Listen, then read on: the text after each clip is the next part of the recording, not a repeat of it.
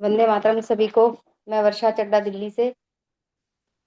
राजीव भाई को तो हम बहुत टाइम से सुनते थे, लेकिन जब से गोविंद भैया से जुड़े तब से पूरी तरह से घर को अपनी स्वदेशी चिकित्सा से ही घर में करते हैं। जो भी होता है, बच्चों को, बड़ों को, किसी को भी कोई दिक्कत होती है अपने आसपास, अब तो धीरे धीरे सब लोग विश्वास करने लगे हैं। यहाँ भी जाते हैं लोग, बताती हूँ तो लोग विश्वास करते हैं कि हाँ, ये बता रही है तो सही ही होगा। तो इसी में मैं हमेशा, बस पति जो बाल काले करते थे तो अच्छा नहीं लगता था। मुझे लगता था क्या करूं कि ये कलर छूट जाए। तो बस फिर एक बार एक दीदी आई थी मीटिंग में, वो बता रही थी कि वो ये जो पत्ते होते हैं उनको, उन्हीं को बॉईल करके उसी को पीस कर वो लगाती हैं उसका लेप, और उससे उनके बाल काले हैं और आगे रूट से भी काले आ गए हैं। तो बस इससे मैंने काफी टाइम से पीछे पड़ी हुई थी कि आप भी कर लो, आप भी कर लो ये, तो क्या पता हो जाए। मेरे तो अभी काले ही हैं, तो मैं उनको बोलती थी आप भी कर लो, आपके भी क्या पता काले ही हो जाए। तो बोलती, लेकिन मान गए। जैसे पीछे पड़ती रही काफी टाइम से, तो मान गए। मैंने कहा अच्छा 2026 दे दो मुझे, और उसके बाद आपकी मर्जी हो, जैसे कर लेना। तो जो आपका चूज करना हो वो कर लेना, हम एक बार 2026 मुझे दे दो। कह रहे चलो ठीक है। तो फिर उसमें मैंने स्टार्ट किया। उसमें मैंने लिया गुड़ैल के पत्ते, नीम के पत्ते, एलोवेरा की पूरी लीफ ही ले लेती थी, ले लेती हूँ।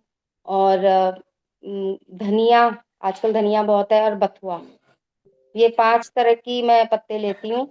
और सबसे पहले मैं चाय पत्ती को बॉईल करती हूँ लोहे की कढ़ाई में। उसी में ये सारे पत्ते फिर बॉईल करती हूँ, छानती नहीं हूँ पत्ती को। उसी में ही ये पत्ते बॉईल कर लेती हूँ सारे। रेशो में कुछ भी 8-10 पत्ते वो ले लिए, 10-20-30 पत्ते नीम के ले लिए ऐसे, और 2 एलोवेरा की लीफ ले ली, और धनिया थोड़ा सा, ऐसे धनिया थोड़ा बथुआ ऐसे ले लेती हूँ। उसके बाद उसको डाल के वो भी बॉईल कर लेती हूँ। फिर उसमें साथ साथ आंवला, आजकल तो रॉ है तो कच्चा ही डाल लेती हूँ।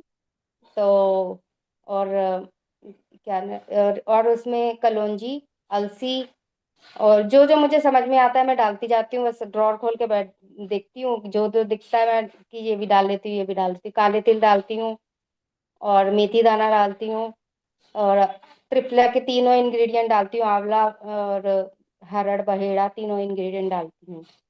तो ये सब डाल डाल के बॉईल करके उसको फिर पीस लिया, तो वो बिल्कुल जैसे मेहंदी का लेप होता है बिल्कुल वैसा ही बन जाता है। अगर थोड़ा लगता है पतला है तो ऊपर से कोई पाउडर ऐड कर लेती हूँ, भृंगराज भी डालती हूँ। तो ये सब डाल के उसको फिर लोहे की कढ़ाई में रख देती हूँ 2 दिन, 1 दिन 2 दिन।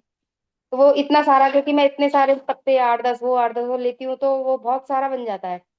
जो छोटी कढ़ाई आती है लोहे की, जो हम मेहंदी के लिए अक्सर लेते हैं, तो वो वाला मेरा पूरा भर के रेडी होता है। और जेंट्स के बाल उतने ज्यादा होते नहीं है, तो मेरा वो 3 बार चल जाता है वो। उसी को मैं उसी में रहने देती हूँ, फिर वो एक बार लगा देती हूँ, वॉश कर लेते हैं। फिर तो हफ्ते से पहले राजी नहीं होते लगवाने के लिए, तो हफ्ते में एक बार लगा देती हूँ। तो उससे मेरे को दूसरी तीसरी बार मुझे मैं लगने लगा कि थोड़ा सा डार्क हो रहे हैं बाल। वाइट, जैसे जो वाइट कलर है तो उसमें थोड़ा सा डार्कनेस आ रही है, थोड़ा थोड़ा लगने लगा मुझे। अभी काफी अच्छे बाल लगने लग गए हैं।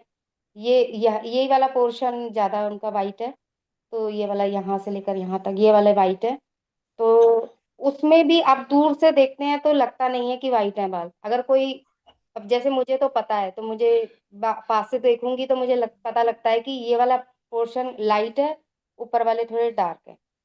लेकिन अगर कोई वैसे कोई सामने देखेगा जिसको कुछ नहीं पता, वो तो यही सोचेगा कि बाल पूरे काले हैं। तो बहुत ही अच्छा रिजल्ट लगा, और उससे हेयर फॉल वगैरह भी ठीक हो गया। हेयर फॉल काफी रहता है, आगे से गंजापन भी आ रहा है। तो मैं यही बोल रही थी, अगर आप लगाते रहो तो होपफुली आगे चल के बाल भी आ जाएंगे आपके।